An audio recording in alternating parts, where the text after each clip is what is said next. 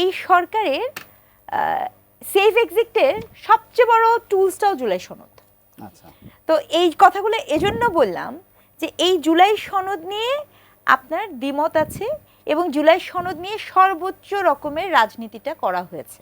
জামাত ইসলাম এক অর্থে বলতে গেলে আমাদের এন্ড থেকে আমরা নাগরিক হিসেবে যখন দেখছিলাম তখন বলতে গেলে এক অর্থে ঠিক সময় মতো হাতটা ছেড়ে দিয়ে সেজিয়ে সাইন করে ফেলেছে। সাইন এনসিপিও করবে।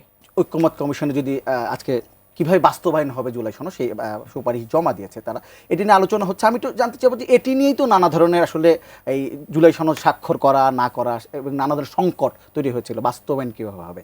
আজকে বাস্তবায়ন হওয়ার পরেও কিন্তু রাজনৈতিক দলগুলো একমত হতে পারেনি। প্রায় প্রতিটি রাজনীতিকে ভিন্ন ভিন্ন মত দিয়েছেন। যদি আমি বলি প্রধান দুই শিবির যদি বলি বিএনপি এবং জামাত ইসলামী এনসিপি, তাদের অবস্থানই পুরো বাস্তবায়ন পদ্ধতি থেকে একদম ভিন্ন। সেখানে আপনি আসলে এই বাস্তবায়ন নিয়ে নতুন সংকট সামনে দেখতে পাচ্ছেন না, কিংবা আপনি এই পদ কিভাবে দেখছেন আসলে জমা হলো আজকে? গণতন্ত্রের মূল আলাপ হচ্ছে আপনি সব কিছুতে কিন্তু একমত হতে হবে এমন কোনো কথা নেই। গণতন্ত্র মানেই হচ্ছে সেখানে ভিন্ন মত থাকবে এবং ভিন্ন মত থাকার মধ্য দিয়ে আপনি যেটা জনগণের জন্য সবচেয়ে ভালো এমন কিছু সিদ্ধান্ত আপনি গ্রহণ করবেন।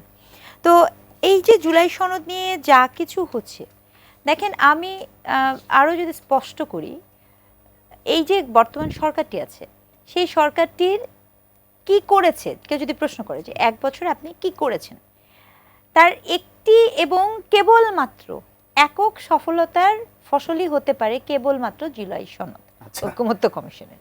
এর বাইরে কোনো কিছু দিয়ে মানে আপনি যদি বলেন যে এমন একটি কাজ যেটি এই সরকারকে রেফার করে বা এই সরকারকে আপনার প্রেজেন্ট করবে বা ইতিহাসের পাতায় থাকতে পারবে, নেতিবাচক অর্থে না ইতিবাচক অর্থে, সেটার একটি মাত্র জায়গাটা কিন্তু এই জুলাই সনদ, একমাত্র। এছাড়া আর কিছু নেই। যা কিছু আছে সবই নেতিবাচকের লিস্ট অনেক বড়। কারণ ইতিহাসের পাতে এটাও থাকবে যে এই সরকারের মধ্যে সময়ে কিভাবে ইনস্টিটিউশনাল ফর্মে মব সৃষ্টি হয়েছে ইত্যাদি ইত্যাদি, তো বা মব সন্ত্রাসের উত্থান।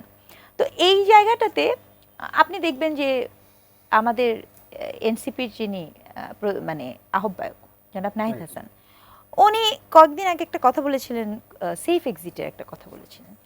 তো আমার কাছে মনে হয় কি এই সরকারের সেফ এক্সিটের সবচেয়ে বড় টুলসটাও জুলাই সনদ। আচ্ছা, তো এই কথাগুলো এজন্য বললাম যে এই জুলাই সনদ নিয়ে আপনার দ্বিমত আছে এবং জুলাই সনদ নিয়ে সর্বোচ্চ রকমের রাজনীতিটা করা হয়েছে, সর্বোচ্চ রাজনীতির। এবং আমি বলতে চাই যে এই রাজনীতি এখনো চলমান।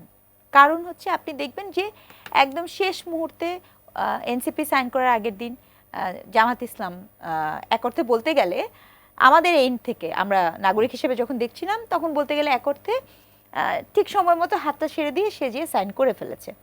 সাইন এনসিপিও করবে, এটা এ বিষয়ে আমরা আগে থেকেই জানি, কিন্তু এনসিপি সেটার গুরুত্ব চাচ্ছে, সংযত কারণেই এনসিপি এটার আইনগত ভিত্তি চাচ্ছিল।